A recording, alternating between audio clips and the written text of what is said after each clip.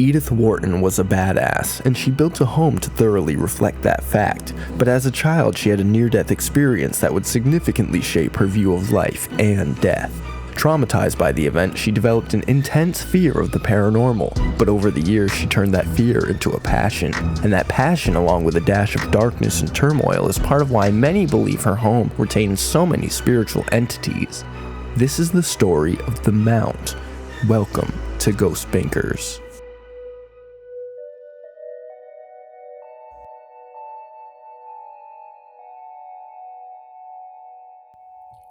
Pause for dramatic effect. Hello, junior and senior bankers. I'm Trev, and I really badly want to believe in ghosts. And with me is my co-host and buddy, Killian. I'm Killian, and I turned my fear of not having a podcast into my lifelong goal of having a podcast. You did it. I didn't need a Thornton. Thank you.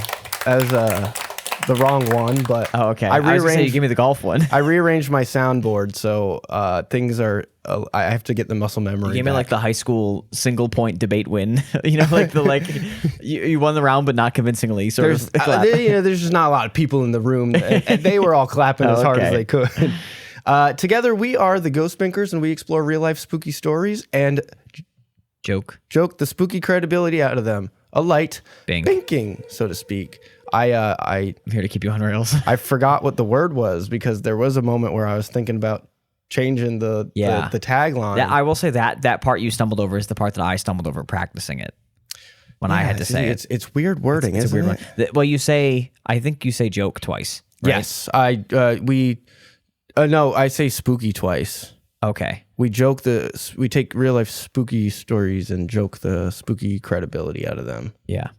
A light banking, so to speak. Yeah. Something about it made me stumble every time I tried to say it. Yeah. So we're still up in the air on changing that. Wait, this is a year. We've made it a year or so. We made it. Maybe a year plus. You know what they say? Once you hit the year, it is time to change everything. Not up or shut up. They say. Not up or shut up. That's what they said in my I don't know. What do you do? When do you doctor visit for a 1-year-old baby? Is there a special word for that? I feel like there is, and that's what my doctor said when I was 1. My pediatrician. Your pediatrician. He said, "Nut up or shut up, bud." And you nutted up. I fell over. My head was too big for my body. I think you can tell at home that I've had this big head my whole life. I don't think your head is that big. Well, I think it's been the same size my whole life. Oh, so when I think when I was like 6, it was like, holy shit. You were like one of those bobblehead commercials. Yeah, if you threw a tennis ball, like sucked into my head. Do you remember those commercials? It might have been like a Gatorade commercial or something. It was probably on Nickelodeon. It sounds like a Nickelodeon. It was like kids playing pickup sports, but they had the professional athlete's head. Oh yeah. That was you would drink like it would make you have the head. Yeah. Because you'd be like sweaty and tired, and then you'd like Ken Griffey Jr. your head. Yeah. With lemon lime, and then you'd bang a home run. The like early 2000s really liked people changing their heads from using their product. Like Gushers did that. I think Airheads did that.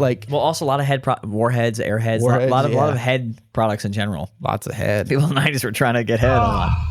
It was a little too quiet there. Yikes. I'll boost it in post. I was trying to talk over it. I was trying to save our audience the pain. I have a whole horny button now. I'm proud of you. That's good. Now don't touch it. Fingers off. You got to wait for the right moment. You can't fire it off early. It'll lose its luster if you just fire it off. That's true. Yeah. I can't be shooting blanks. There were always, I love the like little advertising trends because sometimes you look back on them and you're like, where did that come? Like, what weird producer made the first one where it came from that? Like, what creepy man's fetish became the forefront of this? Yeah, big headed kids with big adult heads. Yeah, it's like it's like who's into that? Nickelodeon just had lots of young women's feet on it for a while, young girls' feet on it, I should say. But yeah, because of one really awful person. In the words of Amanda Bynes on the Amanda Show. Love you, Dan. Yeah, but so was there one really horny guy who was like, I love raps about peanut butter, and that's how we got like the Reese's Puffs commercial. Butter. Oh wait, no, that's a different one. Reese's Puffs. Peanut butter chocolate flavor, I believe is the. And then they gave you the box to make your own wrap. I fucking loved Reese's Puffs. Me too. I still do. I can't have them anymore. I can't have them. Yeah, we'd both go ballistic. That should be our first Patreon. Is just us having a podcast while we eat a big ass bowl of Reese's Puffs. I kind of like that idea. A fucking mixing bowl of Reese's. Have you done that, by the way?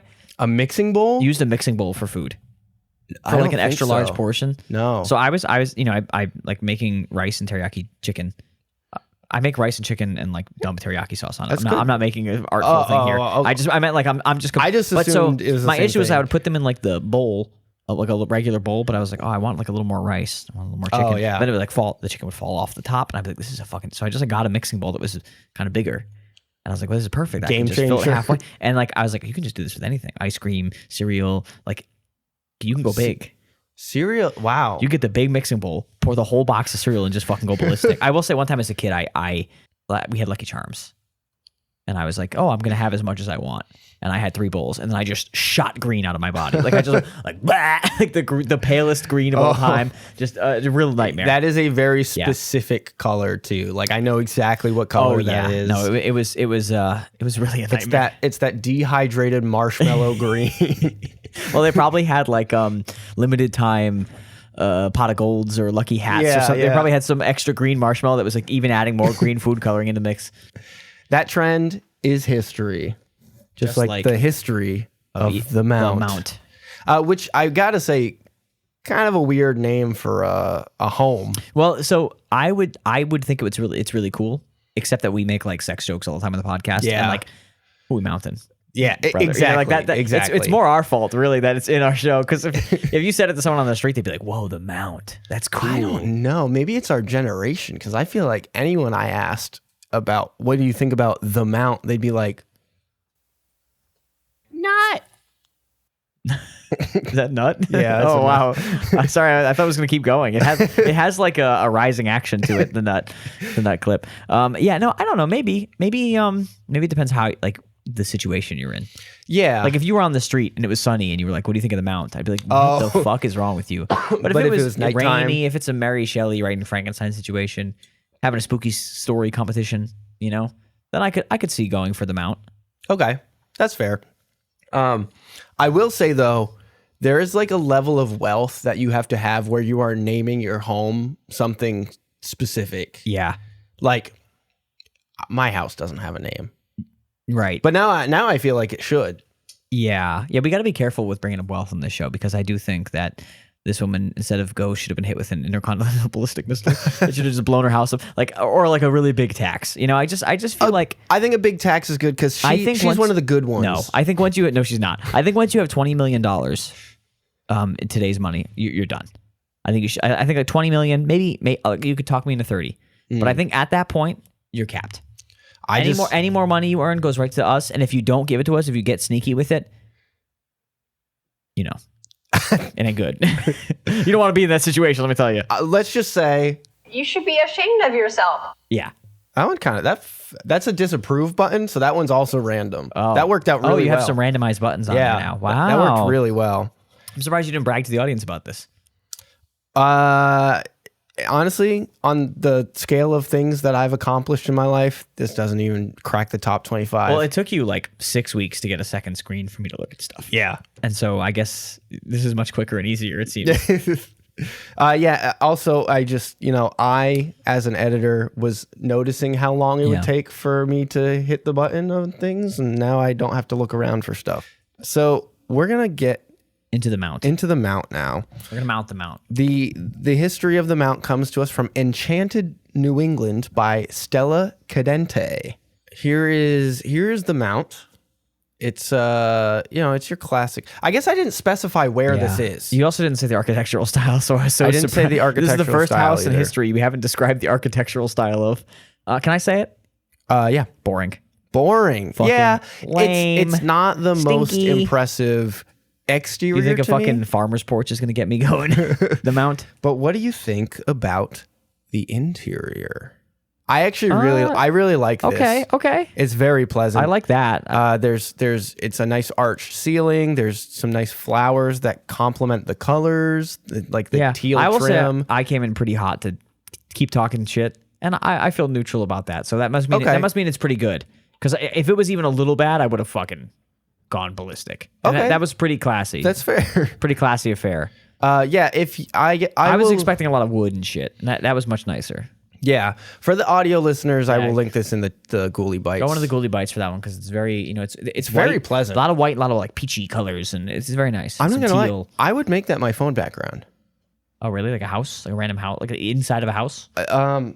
My current phone background is actually like a really gross like $4 million house. I realized I was gonna say like that's so embarrassing, and mine's just a bunch of anime pictures. So I guess that's much more embarrassing. But I've never thought of having. I feel like it's always should be like kind of a person. Like people have them and their have their significant other girlfriend, or kissing, an animal, or like what I always think is weird is when it's like a random celebrity they want to bang or something. Oh, that is or weird. like a porn star they like. That's like, a problem. It's like what is wrong with you? I find it weird to like. Yeah, do you like look at your phone and be like, "Ooh, woo-wee"? Yeah, like I mean, I guess if it's your wife, you're just like allowed to do that, but it's still straight. If I will say, if you save your wife with the intention of getting horned up, like for real horned up, not like what a beautiful woman, gaga googa, that's fun. But if it's like you're getting really going, that's like it's strange to me. It is because it's like you're gonna see it a lot, and that's how I check the time. And you're gonna go blind to it too. I thought we went from jacking off. You're gonna go blind. Oh, that too. You're gonna check your shit until you go blind. You are gonna go blind. You think it would dull your well, because like I put like a motivational quote on my background and I never read it. I don't know. Is that true? What, that you go blind to it? That like I think so. Maybe it's just an ADHD thing. Maybe I'm like I can't see blame it, everything on ADHD. I see it so many times that I'm like, this is not new and novel anymore. I don't care. I don't even notice it anymore. Yeah, you know what they say, gooners, never make your heroes. Never make your hero porn star. You get too used to fresh goons, and the real ones don't hit like they're supposed to. Well, speaking of fresh goons, oh no. The mount was built and designed between 1901 and 1902 by Pulitzer Prize-winning author Edith Wharton. I was going to say the name is kind of familiar. Yeah. I thought this goes over what she's written, but I will just pull it up real quick. Yeah. I almost, and this is how good of a co-host I am. I almost pulled up my phone and looked up what she had done when you were talking about it. I was like, oh, that name is like familiar to me. So books that she's done, Age of Innocence. Ethan Frome. That's where I knew her from for sure. With the pickles and donuts. Yeah, I think I've heard of The Age of Innocence and The House of Mirth, but Ethan Frome is like the one that we had to read. Yeah, Old New York. Yeah, this actually means I don't think she deserves any of her money. I fucking not a fan of Ethan Frome. Yeah, I didn't like. Get Ethan the Frome fuck out either. of my face. I was not a fan. I only remember the pickles and donuts and that. There's story. like a sledding accident. Yeah, I don't even remember that. Yeah, it's one of those like where he like, he like tries to leave his wife to be with his young new hot thing, and they both get like injured in a sledding accident. Oh, so he has to like, she's now like not what he wanted. So it's supposed to be. I guess you're supposed to be mad at him for wanting to sled. So Ethan get some sledding pussy. It's like big deal. Ethan Frome is just why can I not think of his name? The actor. You got to give me something. Who trades in his girlfriend for Leonardo DiCaprio. Yeah. How did I forget Leonardo DiCaprio? I don't know. I'm surprised I didn't catch your train of thought there. I was trying to think of married actors who cheated on their wife. Hugh Grant. Okay. Did Hugh Grant cheat on his wife with like a nanny? I can't say definitively. Arnold Schwarzenegger, I think, also did that with a nanny. It's possible. A lot of nannies out there. It's possible. Lots of nannies. Ladies, out don't watch what your husband's hiring. That's all I gotta say. Edith Wharton, not a nanny. I bet you the chick Ethan Frome was with, Sledden, was a nanny too. Probably.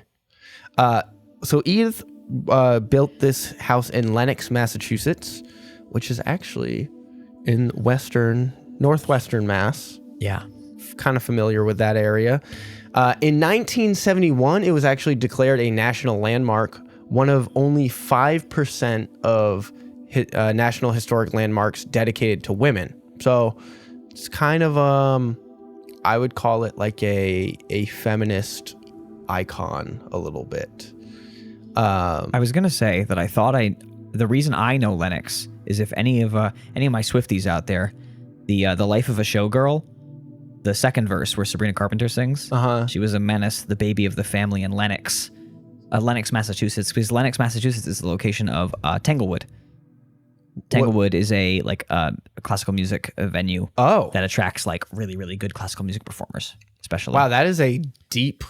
And and so that's where I most recently heard Lennox from the Sabrina Carpenter verse of the Taylor Swift song, and I was like, is that am I thinking of the right thing? And that is a layered reference. But yeah, I guess I didn't realize Tanglewood was there. But yeah, Tanglewood is a famous like classical music. This is a very like old money area. Yeah, Lennox. I mean, a lot of Western Mass is kind of weirdly like it's very rural, but it is also like kind of upscale in a way. Because I guess the parts that aren't complete utter dog shit are like people being reclusive and wealthy. Yeah, it's like where you ran to when you had a bunch of money. Going up into the mountains. You could get a shitload of land that, Boston's on some kind of weird swamp probably, so you wanted somewhere that wasn't going to fall into the ocean. Right, yeah. So that is where Edith chose to settle down. Yeah. And it's one of the, there's only 5% of National Historic Landmarks dedicated to women, so that's kind of big. We can up those numbers a little bit. We definitely should. But this is one of them. Today, it is open to the public and operates as a cultural center and historic house museum. And it's also used for weddings and other private events.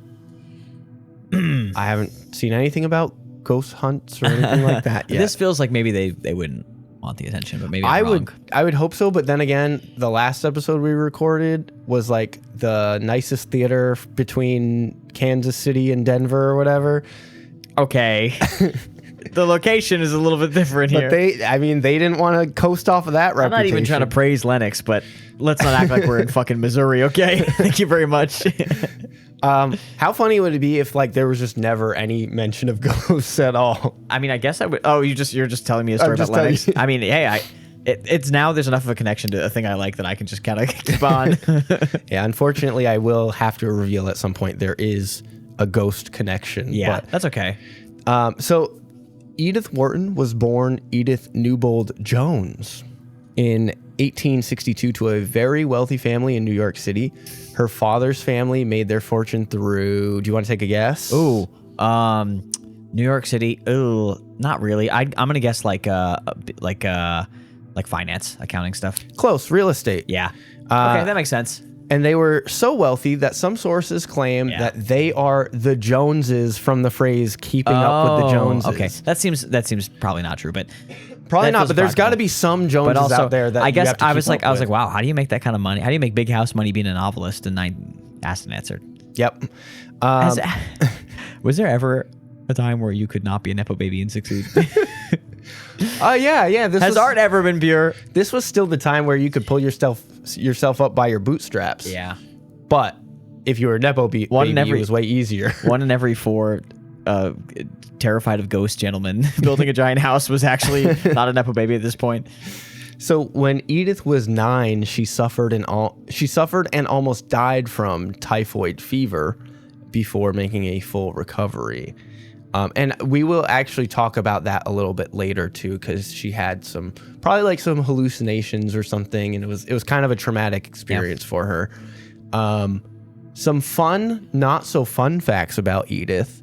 She strongly disliked the social structures that influenced and limited women's life at the time. Yeah. She was educated by tutors and governesses, but never received a formal education. And she really, really wanted a formal education. Yeah, I'll say some of this comes through in the books. Oh, okay. I mean that positively, but like, you can tell. Yeah. She explored libraries that belonged to her friends and her father to learn for herself. So she was a knowledge seeker. Yeah. And her mom actually told her not to read any novels until she was married, which is kind of a weird thing. Like, that's the line, is just once you have a husband, then you can start reading novels. Because then he can't. Then he's influence picked out her more. He's picked out your mind already. So you can't. Yeah. I always have a soft spot for people resisting shit like that. Basically, the social strata of the time. She took an interest in writing at a young age, but most of her early work was published anonymously, privately, or under pseudonyms because it wasn't seen as proper occupation for a society woman at the time. Yeah. And those all just kind of illustrate what she was up against during that time. Early 1900s, right? Early 1900s. I guess technically probably late 1800s for these books. Mid 1800s. Yeah. I was gonna say, I think Ethan Fromm's like the 20s. Yep. Or maybe the 1910s. In 1885, at the age of 23, she married Edward Teddy Robbins Wharton, and it was a marriage of convenience. Right. Probably because say some shit. Teddy Go off. was trying to hide his sexuality. I was gonna say, was Teddy gay?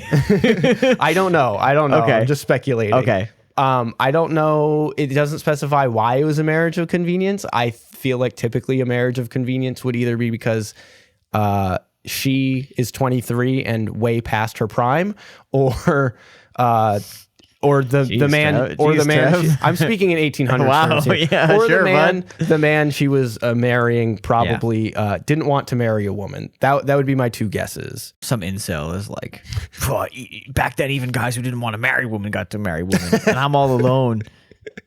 That's true. Yeah, playing Fate Stay Night by myself and crying. I have a message to the incels. I have 6,000 hours in Valorant and no pussy.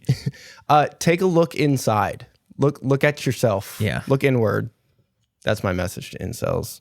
Oh, yeah, that's a good message. Yeah. Don't look to the internet for help. Look to yourself. That's bad advice for incels. Oh, okay. Yeah. Hey, look, I think you should look to like I don't know, read a book. Read one book. Read one book that isn't like called like the Art of Power or something. Read a regular book. Do what Michael B. Jordan does. He watches anime, but he's cool too. No.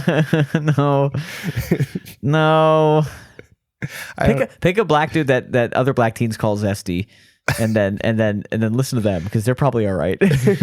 They're probably kind of normal.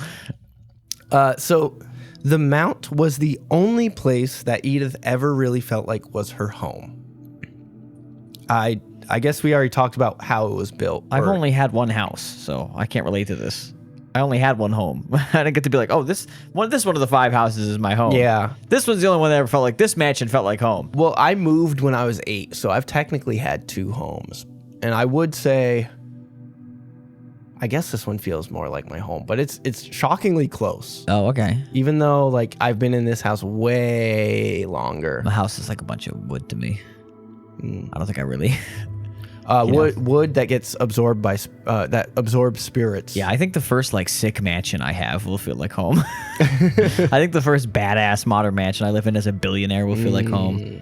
Because once I make money, I'm gonna abandon all my cool politics and just become a rich piece of shit. Well, the only way we can become billionaires is if you guys like and 5-star the podcast. You got to like and 5-star the podcast and support our Patreon one day when it exists. We should just probably get to it. Probably. We keep saying it, but like, there's really no. I just don't want to extort like 9 people. I want to extort like 900 people. Right. Yeah. Just from like a value perspective. It feels less targeted. I will say, if you're a listener and you're like, no, I'll give you $500 a month, then let us know. Yeah. Because then we'll get it up quick. Actually, joking aside, if you would support a Patreon, let us know because we will do it if we know that the want is there. Mm-hmm. That's, market. We want to know the market's warm.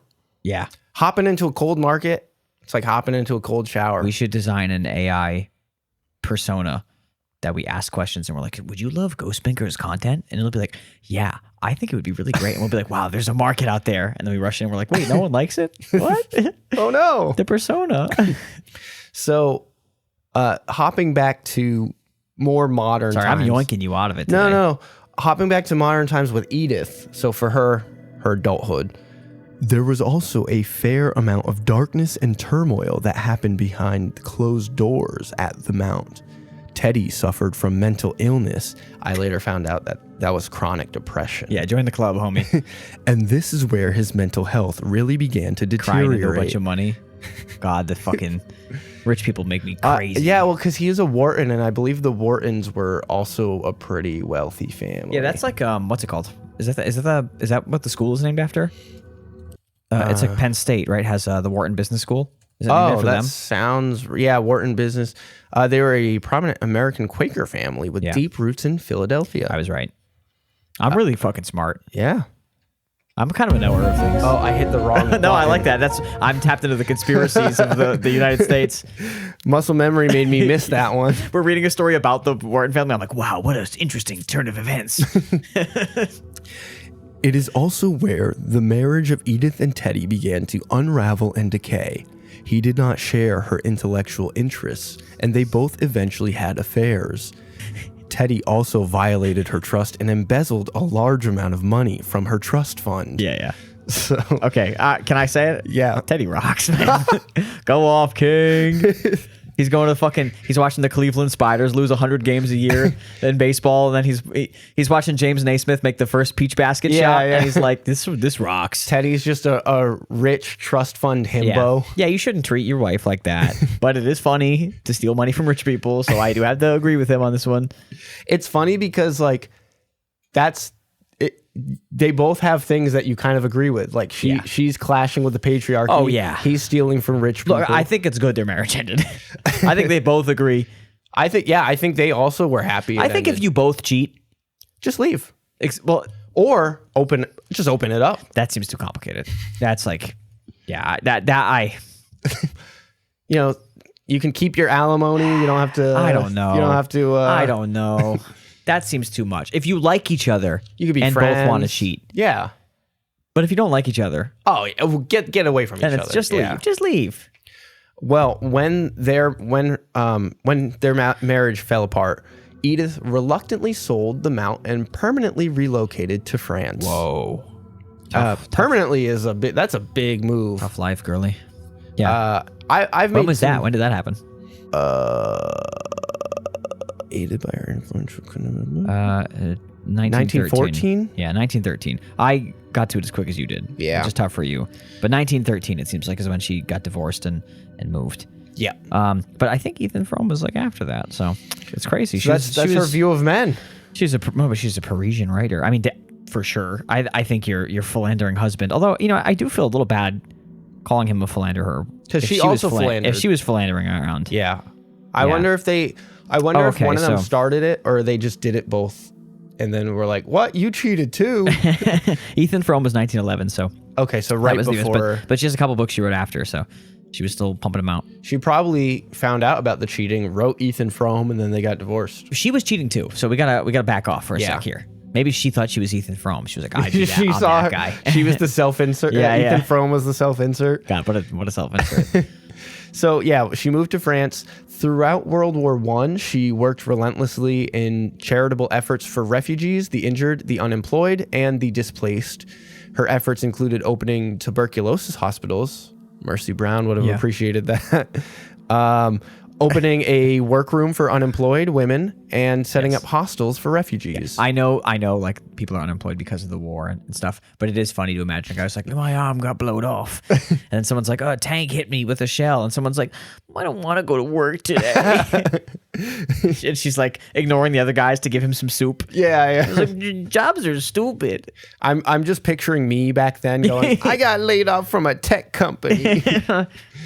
Tech at the time was printing presses, cars. It's crazy to say. Cars, printing presses, maybe cars. Yeah.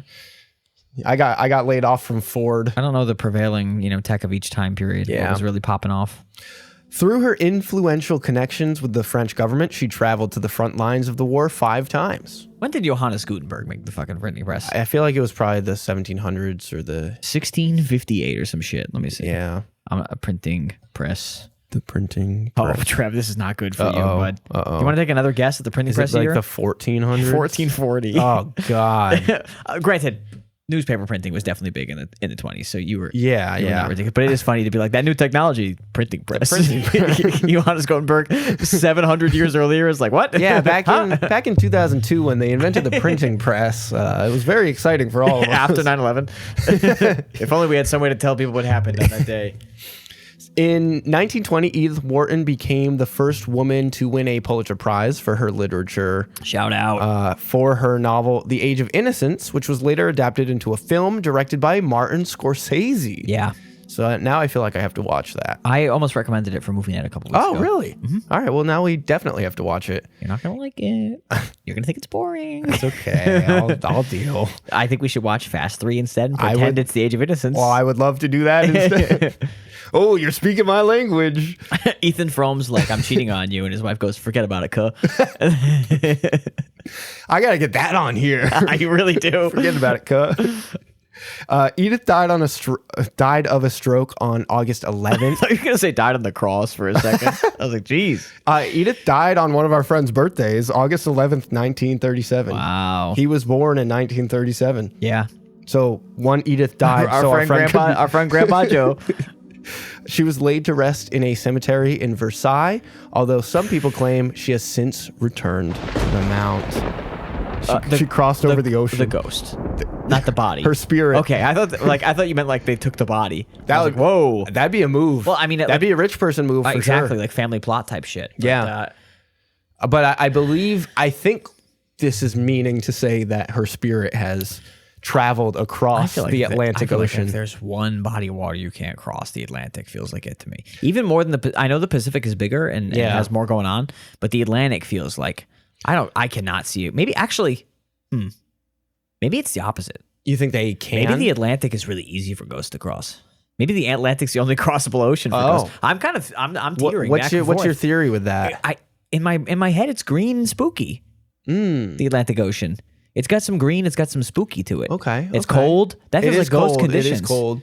Whereas the Pacific, like there's coral reefs. It's kind of warm. Yeah, but the Atlantic, it's got that big trench. Maybe the ghosts walk right through the trench. Mariana's Trench. You know. I will say, I feel like ghosts can't cross water. I know they're drawn to water. No, boys are drawn to water. Boys are drawn to water. I forgot about that. Girls are drawn to fire. I know, like, they say, like, water holds non-binaries are drawn energy. to rocks. Oh, so who gets air? No one. It belongs to the people. It belongs to maybe it belongs to everyone. Maybe like house cats. I don't know. Yeah. But I think, I don't know, when I think of like a ghost trying to cross water, I feel like they hit like an invisible wall or something. That's strictly off of vibes. That's a vibes based guess. I see him floating right through it. Skidding along the top. I maybe not the next episode, but a few episodes in the future. I'll have to plan one about a water ghost. I think if there's a ghost ship, it's on the Atlantic. Oh, that's true. Yeah. And I consider the Caribbean part of the Atlantic as well. Okay. I consider it like a. Well, I was gonna say the Great Lakes because there was that Christmas tree ship. This is gonna make people mad. Kind of also the Atlantic. The Great I was Lakes. kind of thinking.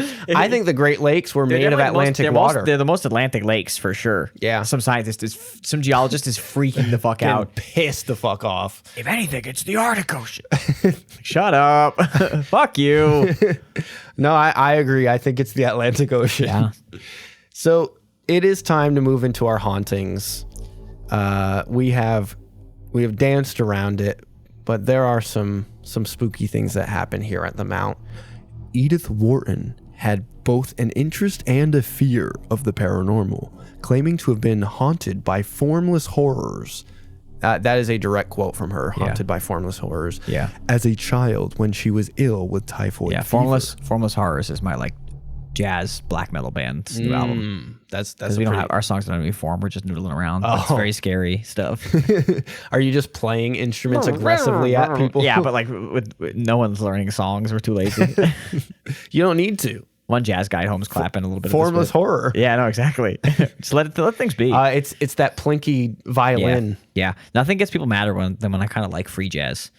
Like I like free jazz. I think free jazz is people fun. get really pissed about it. Why? They're like, you're stupid. You're lying. I feel like people don't like jazz in general, and I don't know why. Someone's doing that, and then the drummer's going like, you know? Yeah, people are anti-jazz. I can only because of fucking assume bebop. Bebop sucks. Oh, I was gonna say I can only assume it's racism. Oh, yeah, like, probably that like, too. Like indirect. That like, helps. Like I'm not saying that you're a racist for not liking jazz, but I'm saying that like you would cross the street if Charlie Parker was walking down it. You know, that's what I'm saying. I'm saying racists have taught you to hate jazz. Yeah. And you're going along with it. Sometimes you'll read an old article about a jazz guy, and they'll be like, yeah, Willie on the saxophone, he would go tear up the clubs, and he'd have a big old boner in his pants. It's crazy. They do shit like that all the time. Very weird time. Very weird. I get why people were scared of jazz, though. No, I know, yeah. Old Willie with his boner and his saxophone. He's wearing loose gray sweatpants. Yeah. I hope some like a jazz historian knows the exact person and article I'm talking about. It's like, oh, shit. I like the idea that our podcast, we don't just stomp on ghost lore. We also stomp on geography and history. The jazz saxophone guy with the boner, who I can't remember. Math. Yeah. No, I am not interested enough in ghosts to stay on the topic long enough. No, but I'm saying like we're kind of irreverent to everything. I'll bank anything. Yeah. I'll bank the Atlantic Ocean. I'll bank the Marianas Trench. If you're an expert in something, we will make you mad by what we say about it. Oh, yeah. Yeah. Well, that's me and Edith are a lot like in that way where we just want to Just tear down the culture. We want to tear down the man, you know? That was me for you, you know? Speaking of Edith, I missed. Oh, fuck. The ball hits the ground. What happened was I jumped back in and it's like a first person sentence. Oh, yeah. You do that a lot where you jump in and the sentence off. is not in the state of mind you expect it to be in. Yeah. I have to wonder if her near-death experience gave her a peek behind the veil. That was Stella saying that. Oh, when she was like 8 or whatever? Stella is the author of this. Yeah, when Edith was 8. Oh, yes. Yeah. Her typhoid fever. What if instead of typhoid fever, it was typhoon fever and it spun you around a lot? It was wet. I would still throw up. Whoa. I would still throw up because I'm allergic to spinning. Yeah. This fear had a grip on her into her late 20s. She was even terrified to know a book containing ghost stories was in her presence. Eventually, Edith was able to harness her fears and penned several ghost stories of her own. Edith would not like this podcast. Yeah, she's like, they talk about ghosts? What is binking? Never heard this word before. Or maybe she would like this podcast. Oh, yeah. Because we make ghosts not scary. We joke the spooky credibility out of them. I don't think she'd like what I said about her so far. I don't think she'd be into it. Probably not. I was trying to be nice to her, but I was being a little unkind to her privileged position. Sorry, I kind of said it was cool her husband cheated on her, maybe. Well, she also cheated on her husband. So it's cool they cheated on each other. This article buried the lead on that a little bit. Yeah. It didn't talk about her affair at all. Not. Someone's trying to hear. Well, I feel like the thing they're like, oh, he's depressed and he got into different things than her. Oh, yeah. So I was like, oh, okay, like he's bad or whatever. But like, what was she? Did she like the guy? Was she supportive of his depression? I just want to know what made her do it. You know, that's interesting to me. Yeah. I just want the kind of the juicy gossip. I think she was trying to talk about like gotcha games or something, and he was like, I just want to talk about my rock collection, and she's like, nah, I've never heard of a gotcha game, so I can't. I don't know what you're talking about.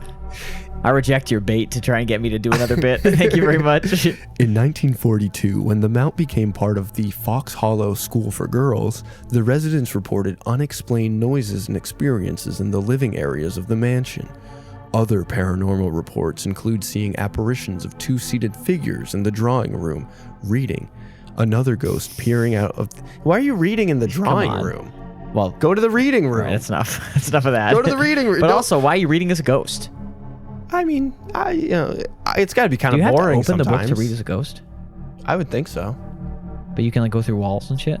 Yeah, well, maybe it's a spectral book. If you I've been thinking about this. I hadn't really considered that there's a copy of the book in Ghost World that you have to read. Can you not read a regular book? I guess maybe because surely a ghost has knocked the book off a shelf. Yeah, so you can't tell me then that they can't interact. Maybe with them. Well, so this is my whole thing about when they phase between the planes. Don't say they pull a spectral book out of the real book. I'll get really pissed off. No, they pull a spectral book, but they accidentally phase through the plane and also knock down the physical book as they're pulling their spectral book. I've been thinking about this a lot. The fact that ghosts have clothes doesn't make sense. Don't say the fact ever again. It's not a fact of anything, you fucking asshole. The fact that King Kong can jump over buildings is really crazy. The fact that Godzilla has a nuclear laser breath is nuts. There's no fact. That's pretty crazy. That's kind of crazy. The thing you made up, that everyone made up, that ghosts have clothes. You think ghosts should be naked? No. Yes. I guess technically. Explain what you mean. Well, our spirits. Yeah. Manifest physically. Yeah. This is assuming ghosts exist. Yeah. Our spirits manifest physically. You're just trying to see Edith Wharton naked. Why do we have clothes? Our spirits don't my internal self does not have clothes. That's because Americans are terrified of nudity. Yeah. And so when we imagine ghosts, we were like, they also have to have clothes. We're like, no, they wouldn't be naked. They're crazy. If I'm bored naked, I'm gonna die naked. Well, you can die with clothes on, for the record. I get what you're saying. Like, I agree with you, kind of, but you can't die with clothes on. It doesn't make any sense. I guess People die with clothes on all the time. I guess they bury people with clothes too. they do, yeah. So maybe when the spirit leaves the body, it takes a spectral version of those. See, that clothes feels weird to me because too. like people are described all the time in like all different kinds of dress, and very rarely is it like what I assume they is were like buried with. And there's very little funeral veils and stuff described, which I imagine would have been pretty common in a lot of these time periods. I think we found a hole in the ghost theory. I can't believe we did that somehow. But yeah, I agree, Trev, that ghosts should be swinging hog all day. Swinging hog, swinging titties, You're swinging like, oh my whatever you God, got. that ghost knocked a vase over, and it's because he turned too quick and his humongous ghost penis slapped it off the desk. Yeah, you know what? I'm sticking with that theory. I think ghosts are supposed to be naked. And I think if you saw a ghost with clothes on, you saw wrong. That's a great point. Hell yeah, brother. I support this. Other paranormal reports include seeing apparitions of two seated figures in the drawing room reading, another ghost peering out the upstairs window of the stable, footsteps that seemingly belong to no one, and disembodied voices. It's a mouse. You heard a mouse. Yeah, the footsteps are probably anytime I hear footsteps, I'm like, that's or an a animal. raccoon. That's an animal, brother. But the disembodied voices, Squirrel. they're all just, you just hear in the distance, you're like, Oh my God, that's crazy. I don't like that at all. I thought you were going to do another gotcha game bit. no. You hear Edith in the background be like, yes, I pulled her. Yes. New character. Woo. Well, they were all cheating on each other. Yes, so. I got Hiyori this season. Yeah. Woo. Yeah, you're hearing the echo of them cheating on each other. Oh, poor kids. Yeah, This is like every ghost is infidelity secretly. that's true. We've kind of proved that. Yeah, we've been into We've that. kind lately. of proved that. That's been our theories. One of our long time theories.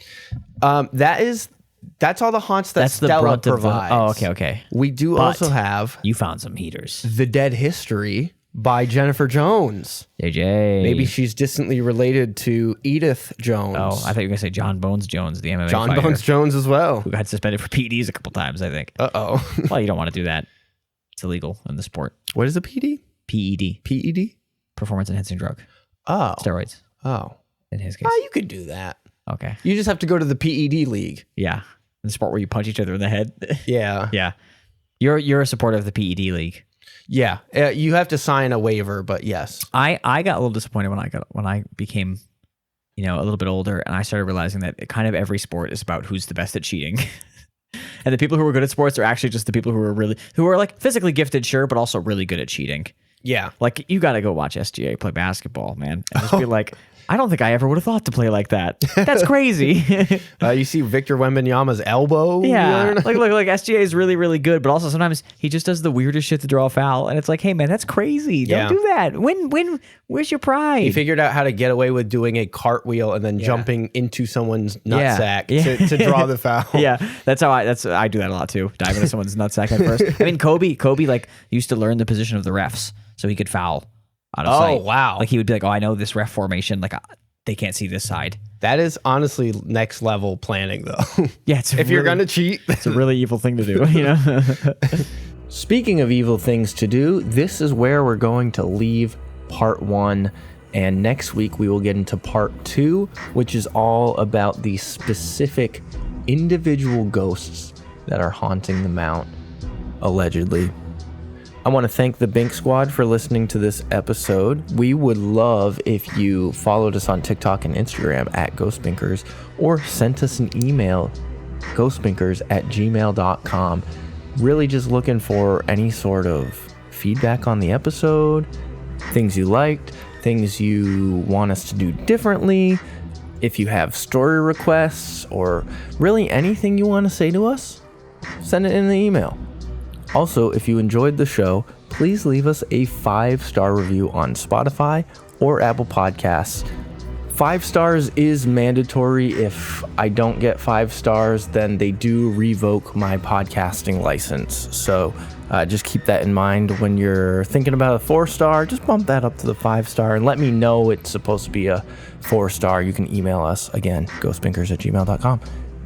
Lastly, if you enjoyed this episode, share it with a friend or two, because that is the best way to grow our show. And if you help us grow our show, then we will be able to do even better, cooler, more fun things in the future. Thank you to the authors of these articles. Without them, where would we get our ghost information from? I will link everything we read in the Ghoulie Bites section of the episode description. And on that note, that's it for this episode. We will catch you on the next episode. And stay tuned for a brief preview of next week's episode.